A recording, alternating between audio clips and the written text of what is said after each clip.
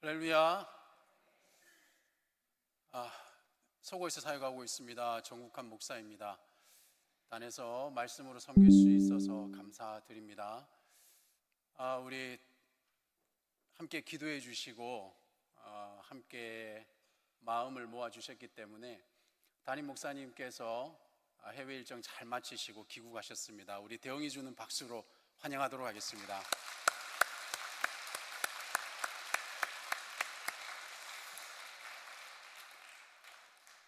감사합니다.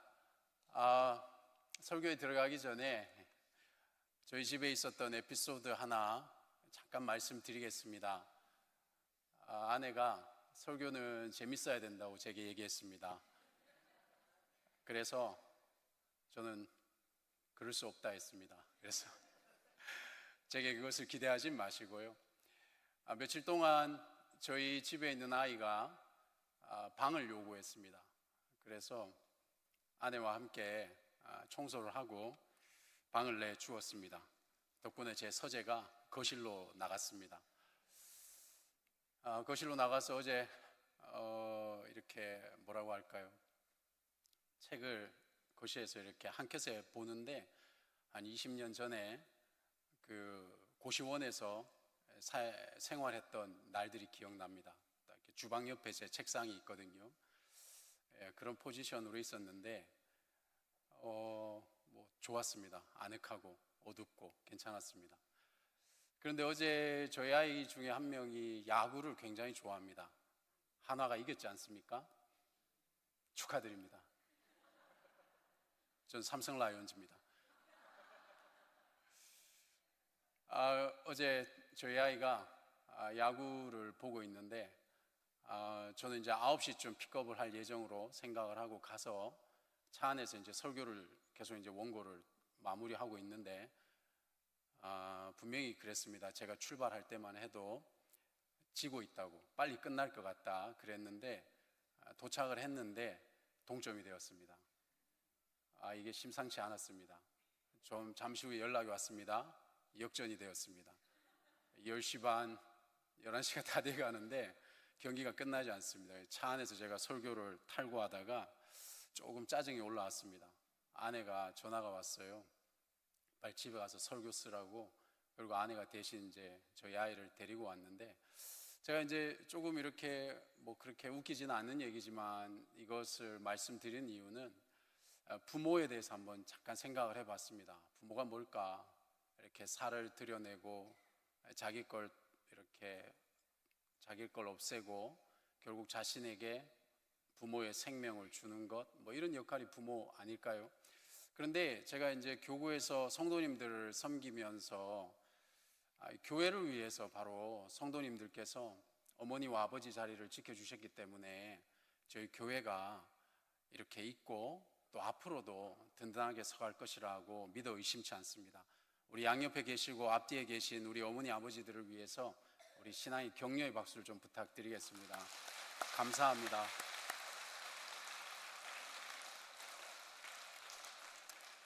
비록 자식에게 방을 내주고 우리는 거실에서 책을 볼지언정 이 집을 지키도록 하겠습니다. 믿으시면 아멘입니다. 오늘 제자들의 무지함과 하나님 나라의 신비라는 제목으로 마가복음 계속해서 말씀을 증거하도록 하겠습니다. 우리는 대개 가치 있는 것은 쟁취하라 하는 것이라고 그렇게 믿고 있습니다. 소중한 자리는 그에 걸맞은 자격을 갖추는 자에게 주어진다라고 생각하고 있지 않습니까? 그러니까 효율과 공헌도 사회적 지위가 인간의 가치를 결정하는 이 세상의 논리는 어느덧 교회 안에도 이렇게 자리 잡고 있는 것 같습니다. 그리고 우리의 신앙 체계 안에도 깊숙이 영향을 미치고 있지 않나 생각을 해봅니다. 우리는 본능적으로 하나님 나라 역시 우리가 쌓아 올린 경건의 업적이나 신앙의 연륜 혹은 교회 공동체에 기여한 공로에 비례하여 소유하게 될 것이라는 어떤 면에서는 착각에 빠질 수도 있습니다. 그러나 오늘 함께 읽으셨던 우리가 마주하는 본문 마가복음 10장 13절에서 16절은 바로 이러한 인간의 뿌리 깊은 종교적 오해를 정면으로 돌파하고 있습니다.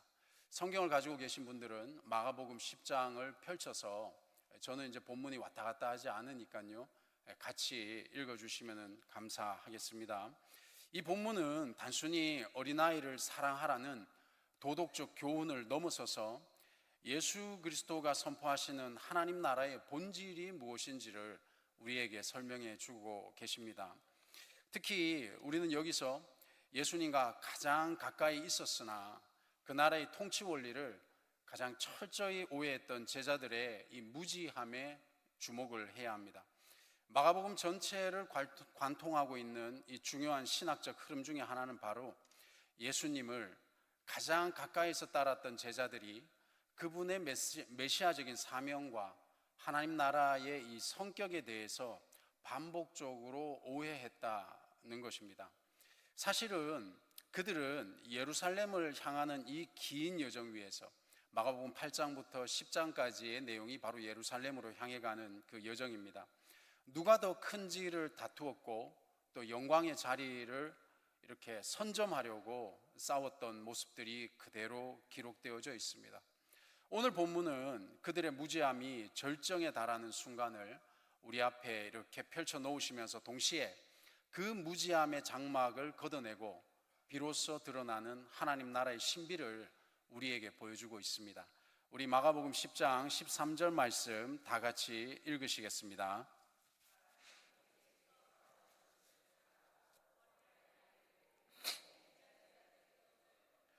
아멘. 본문은 이 긴박한 갈등 속에서 시작하고 있습니다. 당시 부모들은 자신의 자녀들이 위대한 랍비나 스승에게 축복받는 것을 관습적인 경건의 행위로 여겼습니다. 그래서 사람들은 예수께서 아이들을 먼저 만져주심을 바라고 예수님께 나왔던 것입니다. 여기서 만지다라는 이 표현은 단순하게 신체적인 접촉을 의미하는 것만은 아닙니다. 예수님의 이 신적인 권위와 능력이 아이들에게 전달되기를 바라는 간절한 신앙적 기대를 담고 있습니다. 우리 사랑하는 성도님들께서 제가 사역을 나가거나 혹은 신방을 할 때 기도해 달라고 오십니다. 저에게 능력이 있겠습니까? 그렇지 않죠. 저에게도 능력이 있으면 좋겠지만, 그러나 우리가 믿고 있는 우리 예수께, 우리 성령께 능력이 있는 것 아니겠습니까? 그러한 원리로 나아온 것입니다. 그런데 여기서 우리는 제자들의 전혀 뜻밖의 반응을 마주합니다. 그들은 어린아이들을 데리고 오고 있는 사람들을 꾸짖었습니다. 어린아이를 꾸짖은 것이 아니라 그 어린아이를 데리고 오는 사람들을 꾸짖었습니다.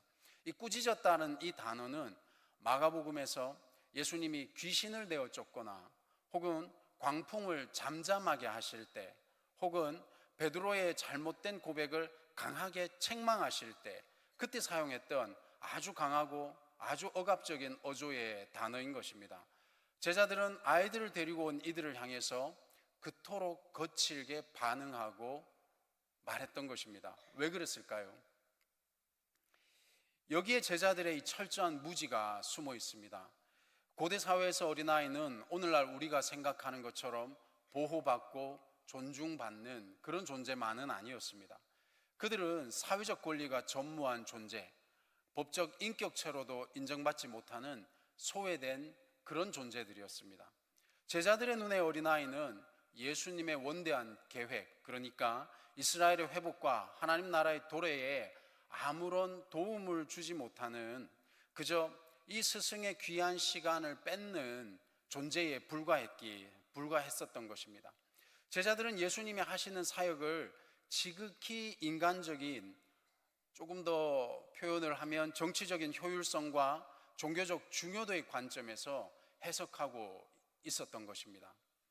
제자들은 이 자신들이 예수님을 어떤 면에서는 우리가 지금 예수님을 보호하고 있다라는 착각에도 빠져 있던 것입니다. 중차대한 사역을 감당하고 계신 이 스승의 시간을 아무런 사회적 가치도 없는 아이들이 뺏지 못하게 차단하는 것이 제자의 도리가 아닐까, 어쩌면 그들은 그런 생각을 했을 수도 있습니다. 그러나 그들의 이 열심은 사실상 하나님 나라의 문을 가로막는 무지한 폭력에 불과했습니다. 사실 이러한 일은 우리에게도 낯설지 않습니다. 제자들처럼 그러한 폭력이 우리도 어떤 면에서는 쓸 때가 있습니다. 우리도 어떤 가치를 지키겠다는 신념 아래 행동하면서 정작 그 행동이 얼마나 잘못된 방향으로 향하고 있는지 느끼지 못할 때가 있습니다. 자신의 행동에 충분한 명분이 서 있다고 착각하기 때문에 어쩌면 내가 가고 있는 방향이 옳은지 틀린지 분별하지 못할 때 있다는 거죠. 제자들도, 오늘 본문의 제자들도 그랬습니다. 그들은 자신들이 설정한 이 자격 기준에 미달하는 자들을 배제함으로써 자신도 모르는 사이에 하나님 나라를 인간의 기준으로 재단하려 했던 것입니다. 이 긴장은 이제 예수님의 강력한 개입을 통해서 정면으로 폭발하게 됩니다. 우리 14절 말씀 함께 읽으시겠습니다. 예수께서 보시고 노하시어 이르시되 어린아이들이 내게 오는 것을 용납하고 금하지 말라. 하나님의 나라가 이런 자의 것이니라. 제자들의 행동을 보신 예수님의 반응은 가히 충격적입니다. 마가는 예수께서 노하시어라고 기록하고 있습니다. 이 노하시어라는 이 단어는 신약 성경에서 예수님의 감정을 묘사할 때 드물게 사용되는 표현입니다. 매우 격렬하고 아주 분개한 상태를 표현하고 있습니다. 이 마가복음의 본문과 병행 구절인 마태복음이나 누가복음에는 이 단어가, 노하시어라는 단어가 등장하지 않고 있습니다. 오직 오늘 이 본문 마가복음만이 이 상황에서 예수님의 강한 분노를 명시적으로 기록하고 있습니다. 예수님이 왜 이토록 분노하셨을까요? 그것은 제자들이 단순히 무례했기 때문만은 아닙니다. 이 분노는 자신의 피곤함이나 불편함에서 비롯된 그런 감정적 반응이 아니었습니다. 그것은 하나님의 은혜가 임하는 방식을 인간이 설정한 공로와 자격이라는 잣대로 훼손하려고 하는 이 제자들의 영적 무지를 향한 거룩한 분노라고 볼 수 있습니다. 제자들은요, 하나님의 나라의 복음 자체를 지금 왜곡하고 있는 것입니다. 예수님의 분노는 이 제자들의 왜곡하는 이 행동에 대해서 분노하고 계시고 그것을 향해서 향하고 계신 것입니다. 예수님께서 지금 단호하게 명령하십니다. 본문에서 뭐라고 명령하고 계십니까? 어린아이들이 내게 오는 것을 용납하고 금하지 말라. 이 표현에 이어서 예수님은 이 기독교 구원론의 핵심을 찌르는 선언을 우리에게 하십니다. 하나님의 나라가 이런 자의 것이니라. 이런 자는 누굽니까? 어린아이들이 내게 오는 것을 금하지 말라. 하나님 나라가 누구의 것이라고 합니까? 이런 자의 것이라는 겁니다. 여기서 이런 자라는 표현은 단순히 생물학적인 어린아이만을 가리키는 것이 아닙니다. 이런 자, 토이우토온이라는 이 단어는요, 사회적 지위가 없고 스스로를 보호할 능력이 없으며 오직 타인의 자비에 의존할 수밖에 없는 이 모든 이들을 이런 자라고 표현하고 있는 것입니다. 하나님 나라가 누구의 것입니까? 이런 자들의 것입니다. 제자들이 주목하고 있는 것은 어린이들의 어린 나이나 작은 몸이었고 그들의 효용 가치였지만, 그러나 예수님이 주목하고 계신 것은 그들의 절대적인 의존성이었고 그들의 절대적인 사회적인 무능력함, 무력함이었던 것입니다. 제자들이 보는 관점과 예수님이 보시는 관점이 달랐던 겁니다. 제자들은 하나님의 나라를 어떤 자격을 갖춘 자들이 쟁취하는 어떤 면에선 쟁취해야 하는 어떤 목표, 이것으로 보았던 것이죠. 그러나 예수님은 하나님 나라를 아무런 자격 없는 자들에게 베풀어지는 잔치로 지금 선포하고 계신 겁니다. 하나님의 나라의 기준은 이렇게도 세상의 기준과 정반대에 있습니다. 세상은 누구를 원합니까? 세상은 능력 있는 자를 원하지만 하나님의 나라는 전적으로 하나님을 의존하는 자의 것이라는 겁니다. 제자들은 자신들이 예수님을 향해 일하고 있다고 믿었습니다. 그러나 실상 제자들이 했던 이 믿음은 하나님의 은혜가 흘러가는 통로를 막고 있었던 것입니다. 그들은 이 전복적 가치, 그들이 행했던 것이 오히려 하나님의 나라를 막고 있었다라는 이 전복적 가치를 깨닫지 못했던 것입니다. 이제 예수님은 이 충격적인 선언을 바탕으로 하나님의 나라에 들어가는 유일하고도 절대적인 원리를 우리에게 제시하고 계십니다. 15절 말씀입니다. 다 같이 읽으시겠습니다. 내가 진실로 너에게 이르노니 누구든지 하나님의 나라를 어린아이와 같이 받들지 않는 자는 결단코 그곳에 들어가지 못하리라 하시고 아멘. 사랑하는 성도님들, 이 15절 본문의 말씀은 어떤 의미에서 신학적인 아주 정점입니다. 예수님은 지금 진실로는 헬라어로 아멘입니다. 진실로라는 엄숙한 서두를 사용하고 계십니다. 이 표현, 내가 진실로 너희에게 이르노니, 이 표현이 나올 때 이것은 예수님께서 정말 어떤 핵심을 표현하시고자 하거나 강조하고 하실 때 그때 이런 표현을 사용하십니다. 이어지는 이 표현은 말씀이 양보할 수 없는 신적인 계시이자 구원에 관한 가장 권위 있는 절대적인 진리를 나타낼 때 진실로라는 표현을 사용했습니다. 여기서 우리가 신학적으로 깊이 주목해야 할 단어는 받들다라는 단어입니다. 본문에서 받들지 않는 자라는 표현이죠. 이 단어는 영접하다, 환영하다, 혹은 주어지는 선물을 수용하다라는 뜻을 가지고 있습니다. 그러니까 능동적으로 무엇을 성취하는 태도가 아닙니다. 받들다라는 것은 전적으로 수동적인 상황 속에서 다른 이가 베풀어지는 그 선의를 그대로 받아들이는 태도가 바로 받들다입니다. 예수님은 하나님 나라에 들어가는 것의 전제 조건으로 무엇이라고 말씀하시는 겁니까? 바로 받들다. 우리가 무엇을 하는 것이 아니라 주어지는 것을 받는 것입니다. 이 두 동사의 관계가 오늘 이 본문의 핵심입니다. 제자들은 하나님의 나라에 들어가기 위해서 무엇을 행해야 하는지에 집착했습니다. 그러나 예수님은 하나님의 나라는 인간의 노력에 의해서 획득하는 어떤 영토나 목표가 아니다라고 말씀해 주고 계십니다. 하나님의 나라는 위로부터 주어지는 선물이며 그 선물을 받는 유일한 방법은 무엇입니까? 오늘 본문에 어린아이와 같이 전적으로 주는 자에게 의존하는 태도인 것입니다. 어린아이가 하나님의 나라의 모델이 되는 이유는 그들의 도덕적 순결 때문이 아닙니다. 우리는 오늘 본문을 보면서 자칫 잘못하면 오해할 수가 있습니다. 어린아이들이 모델인 이유는 그들이 아무것도 가진 것이 없기 때문에 이러한 자들에게 하나님 나라가 주어지는 것입니다. 아이는 누군가가 먹여주지 않으면 굶고 입혀주지 않으면 벌거벗으며 안아주지 않으면 생존할 수 없는 그런 존재입니다. 자신의 생존을 전적으로 외부의 은혜에 맡기는 존재, 이가 바로 어린아이죠. 어린아이가 부모로부터 선물을 받을 때 자신이 그 선물을 받을 자격이 있는지 계산하지 않습니다. 자신의 공로를 내세우지 않습니다. 그저 두 손을 벌려서 기쁘게 주시는 그 선물을 받을 뿐입니다. 이것이 바로 주시는 이에게 전적으로 의지하는 태도이지요. 하나님 나라를 어린아이와 같이 받는다라는 것은 방금 전에 설명드렸던 그것입니다. 내가 하나님 앞에 완전히 파산한 존재임을 인정하는 것, 내 손에 들고 있던 공로와 자격증을 내려놓고 빈손을 들어 하나님의 자비를 구하는 것, 이것이 바로 어린아이와 같이 받는 것입니다.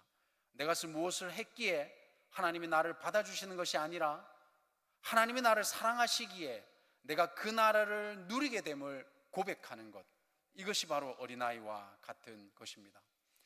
어제 밤늦게까지 저는 기다렸으나 아이로부터 고맙다는 표현을 듣지 못했습니다.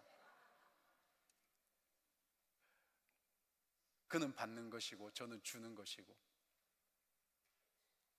사랑하는 성도님들께서 교회를 위해서 기도와 많은 것들을 하나님 앞에 드렸을 때에 만일에 내가 무엇을 했다라는 공로를 생각하신다면 자칫 잘못하면 어린아이와 같지 않을 수 있습니다.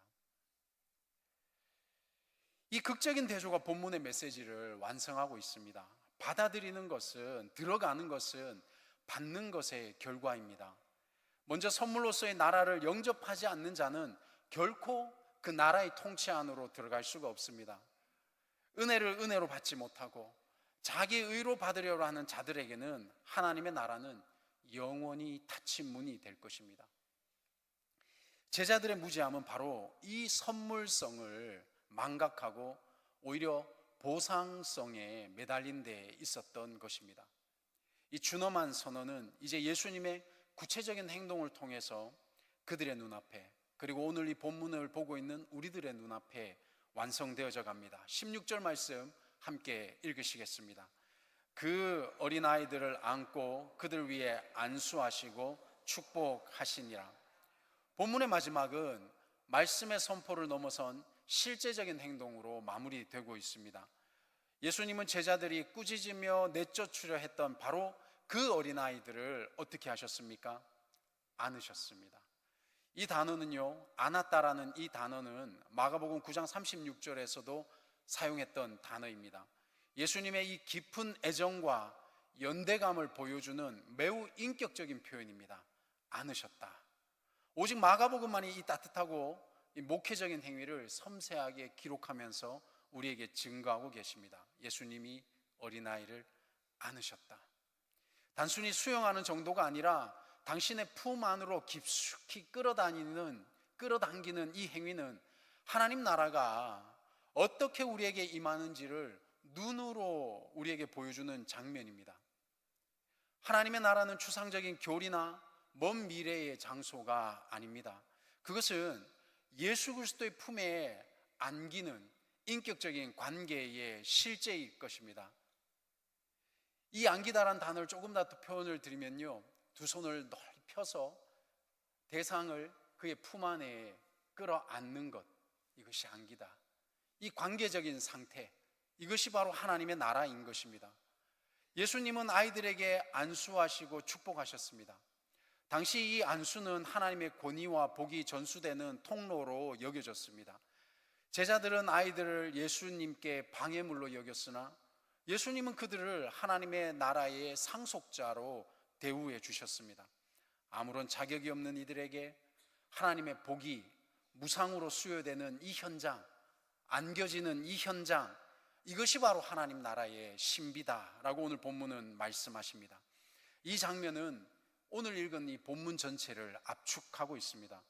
제자들은 무지함 속에서 통제와 배제의 잣대를 들이댔으나 예수님은 수용과 품음으로, 그리고 거저주시는 응대로 제자들과 달리 우리에게 응답해 주셨습니다.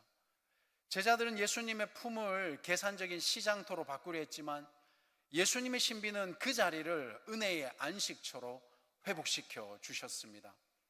하나님의 나라는요, 쟁취하는 자의 전유물이 아닙니다. 예수께 안기는 자의 선물인 것입니다. 이 마지막 장면은 제자들의 무지함을 꾸짖으시고 잠재우시면서 예수님의 따뜻한 품과 축복의 손이 우리를 향해 벌려져 있는 이 은혜의 나라를 우리 앞에 제시하면서 본문은 마무리하고 있습니다.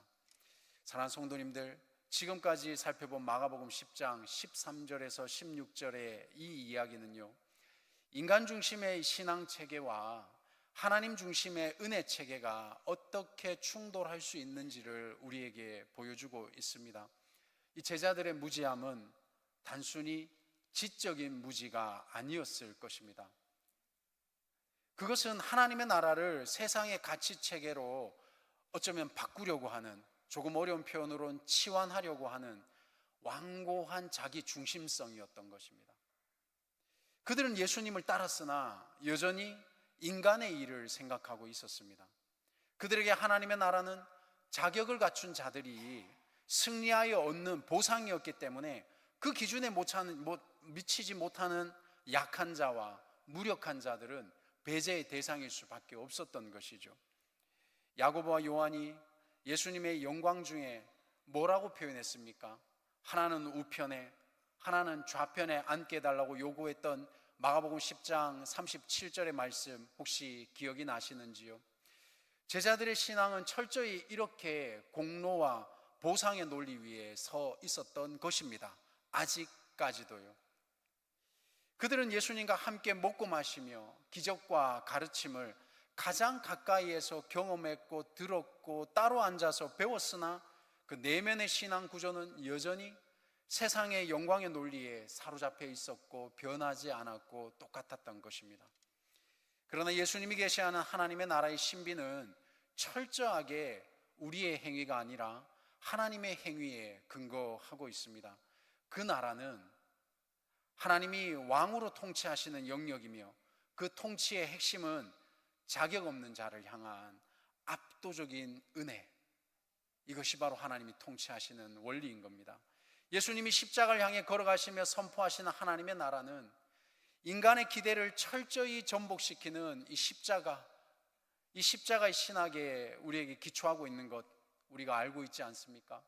그래서 마가복음 10장 31절에서는 뭐라고 말씀하십니까? 먼저 된 자가 나중되고 나중된 자가 먼저 되는 이 역설, 이것이 그 나라의 법칙 아니겠습니까?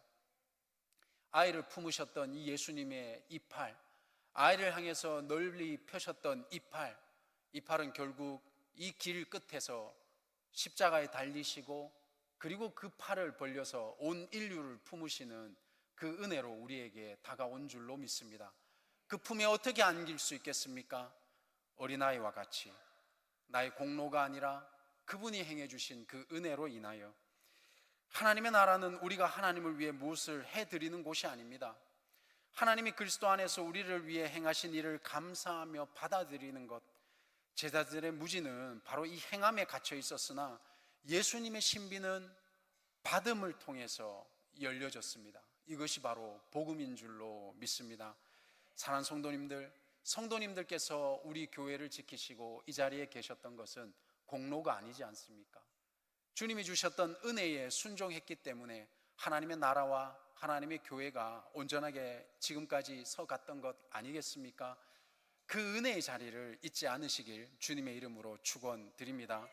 오늘 본문의 제자들을 보며 우리가 손가락질을 하고 싶을지도 모릅니다. 어떻게 예수님 곁에 있으면서 저토록 무지할 수 있을까라고 말입니다. 그러나 정직하게 우리의 신앙생활을 들여다본다면 우리 안에도 제자들과 똑같은 보이지 않는 무지가 도사리고 있음을 발견할 수 있습니다. 우리는 언제 무지해집니까?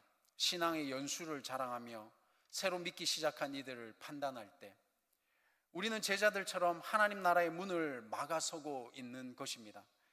교회 안에서 직분과 봉사의 양으로 형제자매의 가치를 매길 때 우리는 어린아이를 꾸짖던 제자들의 자리에 그대로 서 있을 수 있는 것입니다. 헌금의 액수, 때로는 사회적인 지위, 때로는 신학적인 지식의 유무로 성도의 영적 무게를 재려고 할 때 우리는 인간의 기준으로 하나님 나라의 문을 좁히고 있는 것입니다. 그러나 이것만이 아닙니다. 우리 자신과 하나님과의 관계에 있어서도 같은 무지가 작동할 수 있습니다.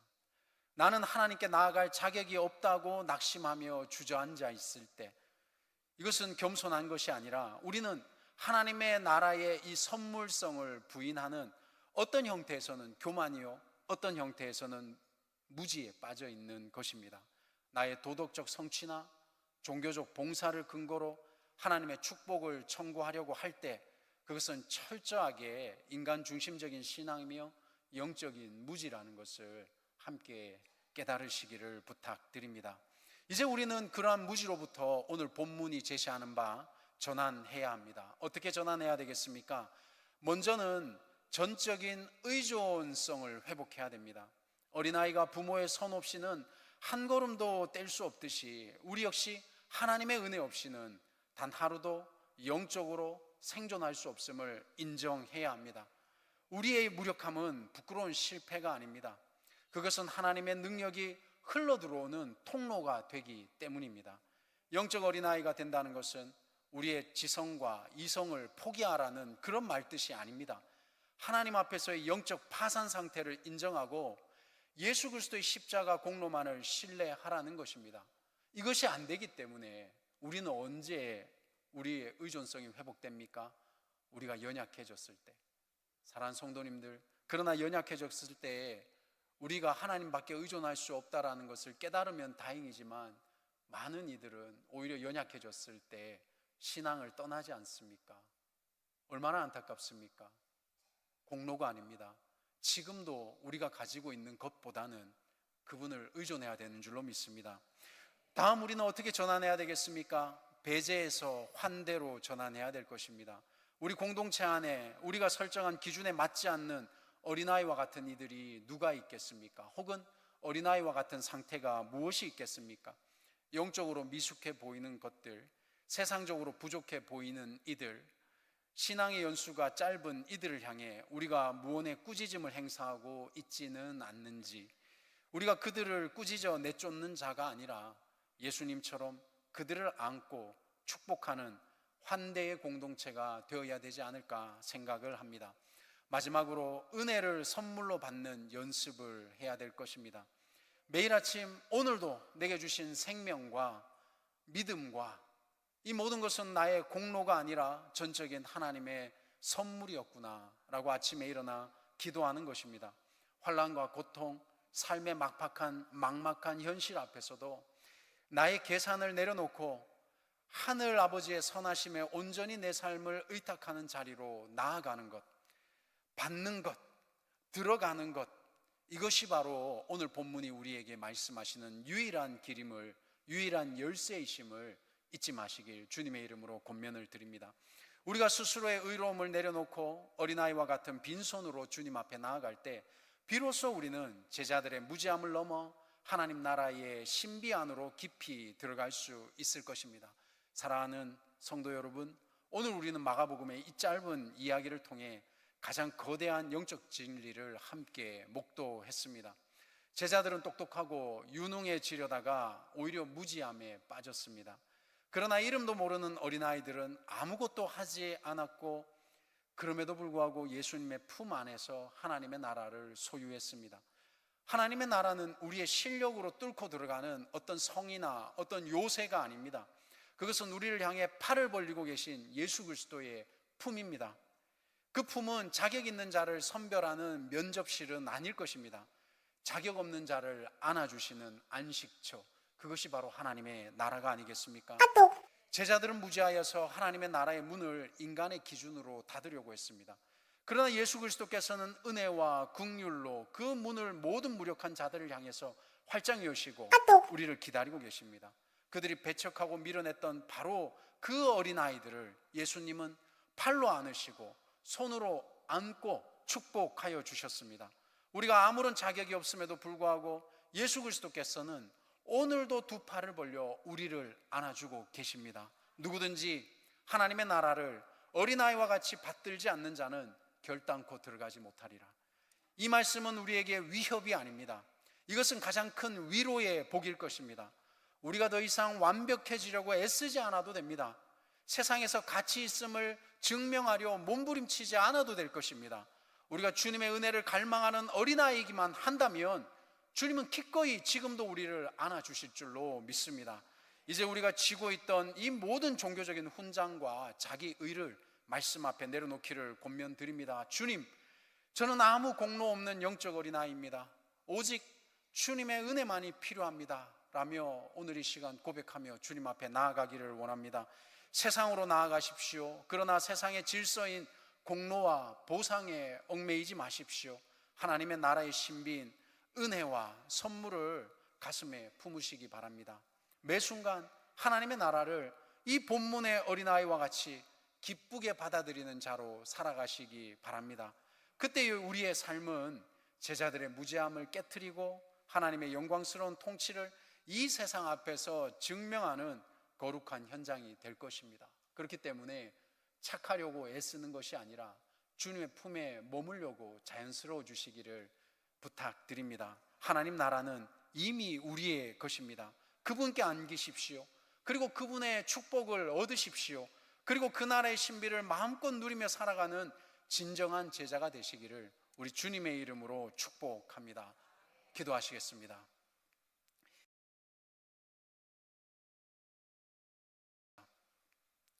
주 예수님, 오늘 말씀을 통해 우리에게 하나님의 나라의 신비를 보여주셨습니다. 감사합니다. 우리는 압니다. 우리가 빈손일 때 주님은 우리를 안아주신다는 것을, 우리가 아무것도 내세울 것이 없을 때 주님의 은혜는 오히려 더 풍성히 임한다는 것을, 오늘 그 복음 앞에 우리의 마음이 열립니다. 주님, 우리는 어린아이처럼 주님께 나아갑니다. 더 이상 무언가를 증명하려 애쓰지 않겠습니다. 주님이 우리를 사랑하시기에 우리가 이 나라를 누린다는 것을 오늘 이 자리에서 온 마음으로 받아들이겠습니다. 이 한 주간 우리의 삶의 자리마다 주님의 품이 느껴지게 하옵소서. 우리 곁에 연약한 이들을 바라볼 때 예수님의 눈으로 볼 수 있도록 성령 충만을 허락하여 주시옵소서. 은혜로 받은 나라를 은혜로 나누는 자로 살아가도록 인도하여 주시옵소서. 우리 육신이 연약해질 때 그때가 바로 하나님의 나라, 예수님의 품을 느낄 수 있는, 하나님의 품을 느낄 수 있는 은혜의 통로가 되도록 하나님 성령 충만으로 인도하여 주시옵소서. 예수님의 이름으로 간절히 기도드리옵나이다. 아멘.